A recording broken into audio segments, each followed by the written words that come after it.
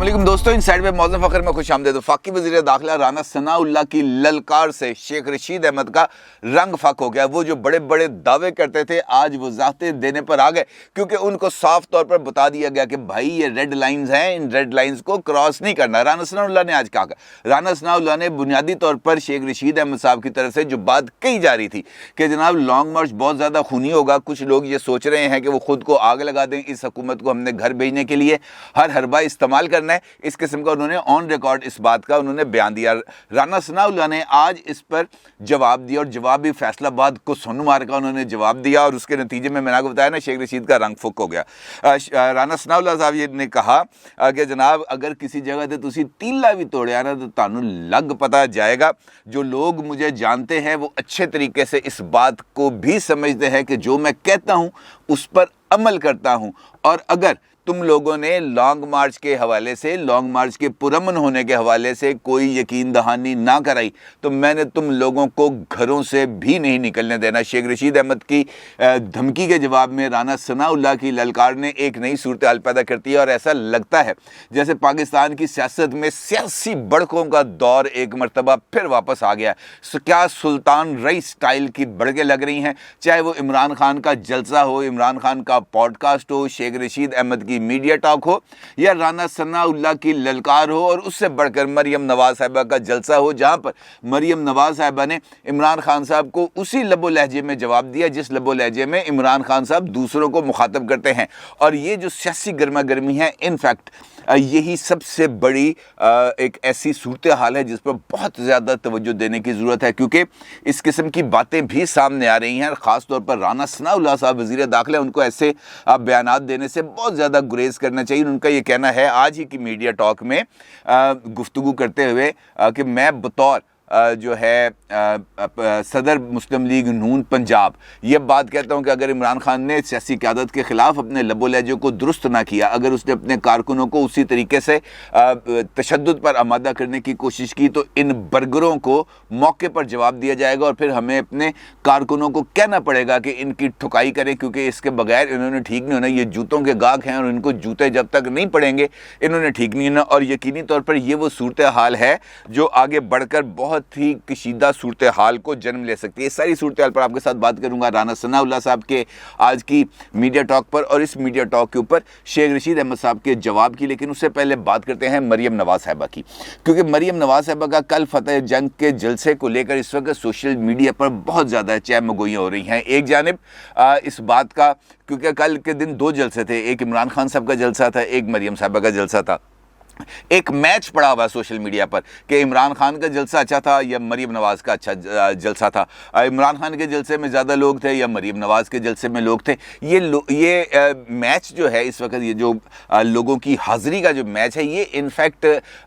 इस बात का सबूत किसी भी दौर पे नहीं हुआ कि जलसे आपको इलेक्शन जितवा सकते हैं या जलसे आपको इलेक्शन हरवा सकते हैं। क्योंकि जो लोग पाकिस्तान की इलेक्टोरल पॉलिटिक्स की डायनामिक्स को समझते हैं वो ये जानते हैं कि हल्के की सियासत जलसे की सियासत से बहुत ज़्यादा मुख्तलिफ होती है। मैं ज़्यादा दूर की बात नहीं करता, मैं मुहतरमा फातिमा जिन्ना साहिबा के जलसों की बात नहीं करता, मैं मुहतरमा बेनज़ीर भुट्टो के जलसों की बात नहीं करता, मैं नवाज शरीफ साहब के जलसों की बात नहीं करता, मैं खुद इमरान खान साहब के जलसों की बात करता हूँ कि 2013 के अंदर जब उन्होंने लंबे लंबे जलसे किए थे, बहुत इंपॉर्टेंट जलसे किए थे, बहुत भारी भरकम जलसे किए थे, लेकिन इसके बावजूद 36 सीटें ली थी उन्होंने नेशनल असम्बली में। और उसके बाद उनका ये कहना था कि जनाब मेरे साथ धांधली हो गई है, और फिर एक धांधली कमीशन और फिर एक लंबी स्टोरी है उसके पीछे क्या क्या निकला। लेकिन ये जो जलसों का मुकाबला है, बुनियादी तौर पर जलसों का मुकाबला और जलसों में हाज़रीन की तादाद का मुतालबा मेरा ख्याल है कि अनरियलिस्टिक है। उसकी वजह यह है कि दोनों अगर देखें, पंजाब के अंदर मुस्लिम लीग नून है या पाकिस्तान तहरीक इंसाफ है, दोनों पॉपुलर जमातें हैं, इसके अंदर कोई दो राय नहीं। आप इमरान खान साहब की पॉलिटिक्स से इख्तलाफ कर सकते हैं, आप नवाज शरीफ साहब की पॉलिटिक्स से इख्तलाफ कर सकते हैं, आप मरियम नवाज साहिबा से इख्तलाफ कर सकते हैं, आप इमरान खान साहब से इख्तलाफ कर सकते हैं। लेकिन ये बात हकीकत है कि अगर नवाज शरीफ साहब क्राउड पुलर हैं तो इमरान खान भी क्राउड पुलर हैं, अगर मरियम नवाज साहिबा क्राउड पुलर हैं तो इमरान खान साहब भी क्राउड पुलर हैं। और दोनों पर लोगों का एक अपना अपना उनका एक नुक्ता नज़र भी है और लोगों की वाबस्तगी दोनों जमातों के साथ है। लिहाजा कतई नज़र इसके कि जलसा किसका बड़ा था, मरियम नवाज साहिबा का बड़ा था या इमरान खान साहब का बड़ा था, देखने की बात यह है कि उन जलसों के अंदर اندر بات کیا ہوئی, کون سا موقف اٹھایا گیا اور کون سا عوامی مسئلے کو حل کرنے کے لیے کوئی لائن آف ایکشن اڈاپٹ کی گئی. اگر آپ نے اس تناظر کے اندر جلسوں کا موازنہ کرنا ہے تو میں معافی چاہتا ہوں, دونوں جلسوں میں اس حوالے سے کوئی بات نہیں ہوئی. ہاں, جس طرح میں نے آپ سے کہا کہ پاکستان کے سیاسی موسم میں سیاسی بڑکوں کا دور آ گیا ہے, تو سیاسی بڑکیں بھی لگیں اور عمران خان صاحب کا جو نیریٹو ہے اس کا جواب بھی دیا گیا. اب اگر ہم اس جلسے کو دیکھیں جو مریم صاحبہ نے کیا, اس جلسے میں بنیادی طور پر انہوں نے جواب دیا عمران خان صاحب کے پولیٹیکل نیریٹو کا. مثال کے طور پر غیر ملکی سازش اور غیر ملکی مراسلہ عمران خان صاحب کے اس وقت پولیٹیکل نیریٹو کی یہ ایک اساس ہے, اور اس کو لے کر وہ آگے بڑھ رہے ہیں. ان کا یہ کہنا ہے کہ مجھے حکومت سے نکلوانے میں ایک جانب پاکستان کی پولیٹیکل قوتوں نے جولائی میں منصوبہ بندی کر لی تھی, اور مارچ میں جو ڈونلڈ لو کی اسد مجید سے ملاقات تھی اس نے انفیکٹ یہ ایک سارے ماحول کو بنا دیا اور مجھے اقتدار سے باہر نکال دیا. اور مریم صاحبہ کا یہ جواب ہے کہ جناب ہم تو ایسے کسی خط کو مانتے ہی نہیں ہیں, کیونکہ ایسا خط ماضی میں بھی آتے رہے ہیں, مستقبل میں بھی آتے رہیں گے. ان خطوں کی بنیاد پر نہ سازشیں ہوتی ہیں نہ ہی سازشوں کے ذریعے حکومتیں جاتی ہیں, کیونکہ اگر ایسی سازش ہوتی تو سلالہ چیک پوسٹ پر امریکی کارروائی کے بعد جس وقت آصف علی زرداری صاحب کی اور یوسف رضا گیلانی صاحب کی حکومت تھی, اس وقت جب نیٹو سپلائی کو بند کیا گیا تھا تو آپ کا سوچ ہوگی کہ کیسے کیسے دھمکی امیز خطوط بھی ملے تھے اور ان پر ڈیمارش بھی کیے گئے تھے, لیکن حکومت اپنے موقع پر کھڑی رہی تھی, اور جس کے بعد باضابطہ طور پر امریکہ کو معافی مانگنی پڑی تھی. لیکن اس وقت بھی ایسے کسی ڈپلومیٹک چیٹ کو منظر عام پر نہیں لایا گیا, اور اس کے ذریعے پیپلز پارٹی نے تو کم از کم اس بات کا اظہار نہیں کیا کہ جناب ہمیں غیر ملکی دھمکی ملی. دوسرا جو عمران خان صاحب کا بنیادی موقف تھا وہ تھا غیر جانبداری کے حوالے سے, اور اس غیر جانبداری کا جواب دیا مریم نواز صاحبہ نے, کیونکہ اس حوالے سے دو چیزیں چل رہی ہیں. ایک عمران خان صاحب کا پوڈ کاسٹ جس میں انہوں نے جو جنرل فیض حمید صاحب ہیں جو عمران خان صاحب کے دور کے اندر ڈی جی ISI رہے تھے, اس میں انہوں نے اس بات کا ان کو ذمہ دار قرار دے دیا, بلکہ ان کو جانبدار قرار دے دیا, یہ کہہ کر کہ وہ میری آنکھ اور کان تھے, جو وہ میں دیکھتا تھا وہ ان کی آنکھوں سے دیکھتا تھا, جو سنتا تھا وہ میں ان کے کان سے سنتا تھا, اور بنیادی طور پر جو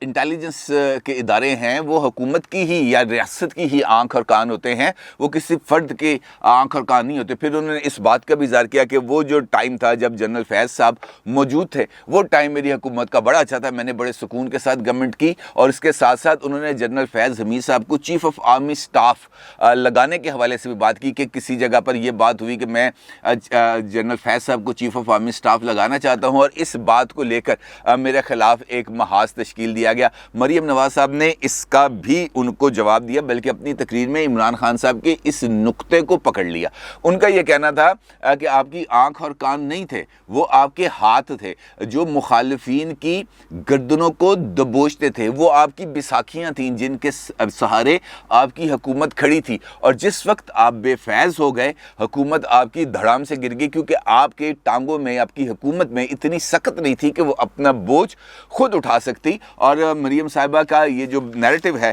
یہ بنیادی طور پر وہی نیریٹو ہے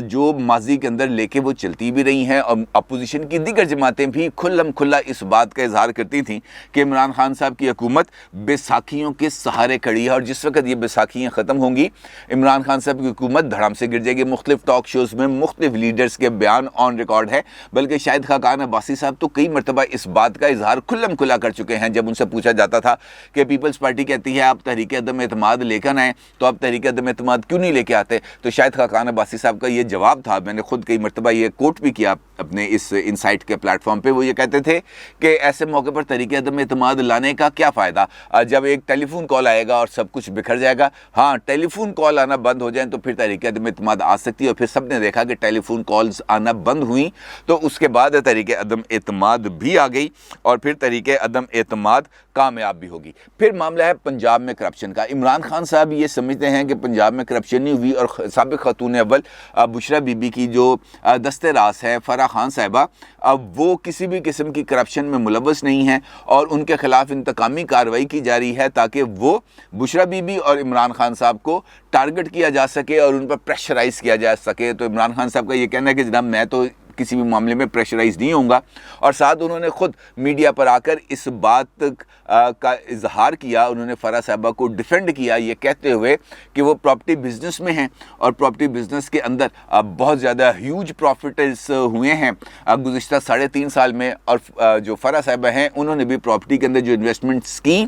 उसके अंदर उनको ह्यूज प्रॉफिट की उन्होंने, जिसकी वजह से उनके एसेट्स में इजाफा। तो बड़ी साफ़ सुथरी सी बात है कि वो जनाब अपने तमाम की तमाम डिटेल्स लेकर सामने आ जाएं, दूध का दूध और पानी का पानी हो जाएगा। और इसी नुक्ते को मरियम साहिबा ने भी अपना जो है खिताब इस नुक्ते के अंदर भी उन्होंने उजागर किया। उनका ये कहना था कि इमरान खान ने अपनी बहन अलीमा खान साहिबा को तो डिफेंड नहीं किया इस तरीके से जिस तरीके से वो आकर फराह गोगी साहिबा को डिफेंड कर रहे हैं। जब जो अलीमा खान साहिबा के ऊपर इल्ज़ाम आया था, उनके एसेट्स में इजाफा हुआ था, उनकी ऑफशोर कंपनी निकली थी, फिर एमनेस्टी स्कीम के अंदर उनकी तरफ से पैसों को वाइट किया गया था, उस वक्त उनके खिलाफ एक केस चला था। उस सिलाई मशीनों वाला मामला बड़ा मशहूर होगा, आपको याद होगा। लेकिन उस वक्त इमरान खान साहब ने कभी पब्लिक फोरम पर आकर अपनी हकीकी बहन का दिफा नहीं किया। उनका ये कहना था कि उनका केस है, वो जाने और अदालत जाने, मैं इस मामले में नहीं आऊँगा, क्योंकि अगर मैंने किसी भी तरह का कोई मौक़िफ़ लिया तो फिर इसको ये समझा जाएगा कि मैं अपनी बहन के साइड पे खड़ा हूँ, कानून की साइड पे नहीं खड़ा। और ये बात आपको याद है, मैं कई मरतबा कह चुका हूँ कि जिस वक्त इमरान खान साहब अपोजिशन में थे तो उन्होंने अपने लिए बहुत ज़्यादा हाई मॉरल ग्राउंड्स को सेट किया हुआ था, बहुत ज़्यादा आला मेयारात उन्होंने रखे हुए थे। लेकिन अब वो आला मेयारात पर उन्होंने कॉम्प्रोमाइज़ कर लिया है। फराह साहिबा को जिस तरीके से ओपनली आकर उन्होंने डिफेंड किया, उस वजह से मुखालिफिन को उनके ऊपर तनकीद करने का मौका मिला है। और मरियम साहिबा का ये कहना है कि अलीमा कितनी बदनसीब बहन है जिसको बचाने के लिए इमरान खान ने कभी कोई बयान नहीं दिया, लेकिन फराह को टीवी पर बैठकर बेगुनाह करार देकर उसके हक में दलाइल दिए। इमरान खान ने रातों रात पुलिस के पहरे में उसे पाकिस्तान से फ़रार कराया, मगर कोई बात नहीं, वज़ीर दाखिला राना सनाउल्लाह उसे ढूंढ कर पाकिस्तान लाएंगे और सारा हिसाब करेंगे। इसका मतलब ये है कि इमरान खान साहब का जो नैरेटिव है उस नैरेटिव का पॉइंट टू पॉइंट जवाब दिया जा रहा है अब। और ये जो पॉइंट टू पॉइंट जवाब देना है यही इनफैक्ट एक पॉलिटिकल स्ट्रेटजी है जिसको लेकर हुकूमत चल रही है। फिर इमरान खान साहब के बारे में एक बात आ रही है इस वक्त बहुत ज़्यादा कि उन्होंने तोशा खाने में जो सफाई फेरी, उसके साथ साथ वो इक़्तिदार से जाते वक्त एक BMW थी X5 या X6, वो भी उन्होंने अपने साथ ले ली। अगरचे कवायद के मुताबिक जो फॉर्मर प्राइम मिनिस्टर है वो एक बुलेट प्रूफ गाड़ी अपने पास रख सकता है, और इसी कानून का और इसी इसका सहारा लेते हुए इमरान खान साहब ने वो BMW गाड़ी अपने पास रख ली। अब हुआ ये कि वो BMW गाड़ी हो गई ख़राब। जब वो BMW गाड़ी हो गई ख़राब तो इमरान खान साहब ने फिर प्राइम मिनिस्टर सेक्रेटेरिएट को लिखा कि जनाब मेरी BMW ख़राब हो गई है, ये गाड़ी वापस रखो, मुझे V8 दे दो। अलबत्ता वो V8 उन्हें मिली नहीं, अलबत्ता 2.5 लाख रुपए सरकारी ख़जाने से खर्च करके इमरान खान साहब की BMW गाड़ी को मुरम्मत कराया गया, जिसके ऊपर वो कल गए थे मियाँ वाली। अब इस नुक्ते को भी मरियम नवाज साहबा ने पकड़ लिया और उनका ये कहना था कि जनाब पाकिस्तान के अंदर 2 वज़राए आज़म ही रहे हैं, एक नवाज शरीफ और एक शायद खाकान अब्बासी, जिन्होंने इक़्तिदार से जाने के बाद कोई गाड़ी नहीं अपने पास रखी और ना ही कोई गाड़ी ली सरकारी। अब उनका ये कहना है कि इमरान खान साहब वो वज़ीर आज़म है जो एक जानिब तो तोशा खाना लोगों को लंगर खानों पर लगा कर ख़ुद तोशा खाने में मसरूफ़ रहे, और गाड़ी जब ख़राब हुई तो कहा कि ये गाड़ी BMW वापस रख लें और मुझे V8 दे दें। और इसके चक्कर के अंदर अच्छा खासा उन्होंने जो 15 करोड़ रुपए की गाड़ी अपने पास उन्होंने रख ली। फिर इमरान खान साहब का जो नैरेटिव का एक और नुक्ता है वो है chief election commissioner. Imran Khan साहब बुनियादी तौर पर चीफ़ इलेक्शन कमिश्नर को घर भेजना चाहते हैं, और वो ये चाहते हैं कि चीफ़ इलेक्शन कमिश्नर के इस्तीफ़े देने के बाद एक वैक्यूम की सिचुएशन बन जाएगी, क्योंकि कवायद के मुताबिक ज़रूरी है कि चीफ़ इलेक्शन कमिश्नर की तकर्री लीडर ऑफ द हाउस करेगा लीडर ऑफ द अपोजिशन के मशवरे के साथ। अब लीडर ऑफ द अपोजिशन तो इस वक्त तक नेशनल असम्बली में कोई मौजूद ही नहीं है, और इमरान खान साहब डिफेक्टो तौर पर तो यही कहते हैं कि इस मुल्क में सबसे बड़ी पार्टी मैं हूँ, लिहाजा जो कुछ होगा मेरी मर्ज़ी से होगा। और वो ये चाहते हैं कि जो इलेक्शन कमीशन है उसको इस हद तक जानिबदार बना दिया जाए या जानिबदार साबित करने की कोशिश की जाए कि उसके किए गए तमाम के तमाम फैसले उनके ऊपर आवाज़ उठाई जा सके या उनके ऊपर एतराज़ किया जा सके। और इसीलिए वो ये जो मुनहरफ अरकान का मामला है اس کو بھی بہت زیادہ شد و مد کے ساتھ اٹھاتے رہتے ہیں، اور برملا آن ریکارڈ انہوں نے مختلف تقریروں میں چیف الیکشن کمشنر سے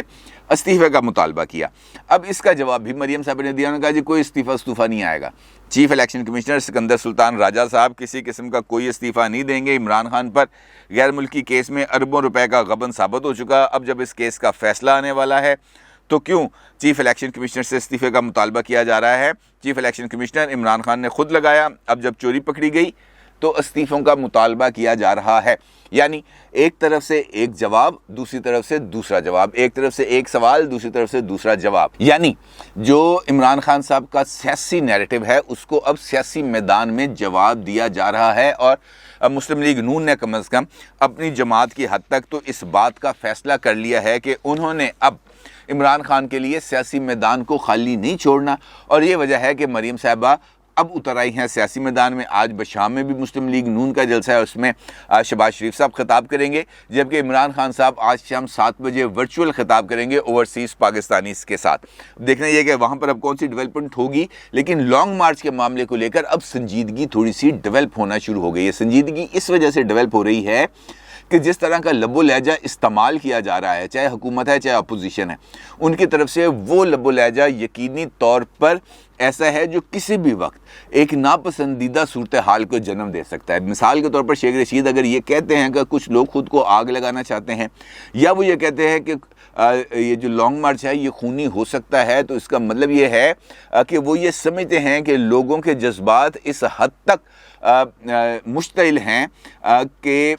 کسی بھی صورت میں یا کوئی بھی ایسا واقعہ یا کوئی بھی ایسی چنگاری اس آگ کو ٹریگر کر سکتی ہے اور اس پر انارکی پیدا ہو سکتی ہے۔ لہٰذا جو پاکستان کے قواعد ہیں اس کے مطابق احتجاج کرنا سب کا حق ہے، لیکن اس احتجاج کو پرامن اور ڈیموکریٹک نارمز میں ہونا چاہیے۔ اب جب خود عمران خان صاحب کے دست راست اس بات کا اظہار کر رہے ہیں کہ لانگ مارچ جو ہے وہ خونی ہو سکتا ہے، خود سوزیاں ہو سکتی ہیں، تو پھر اس لانگ مارچ کے لیے سیریس کنسرنز ڈیولپ ہونا ایک قدرتی عمل ہے۔ اب رانا ثناء اللہ صاحب نے ان کنسرنز کا جو اظہار کیا وہ سیاسی بڑک بازی کے ساتھ کیا۔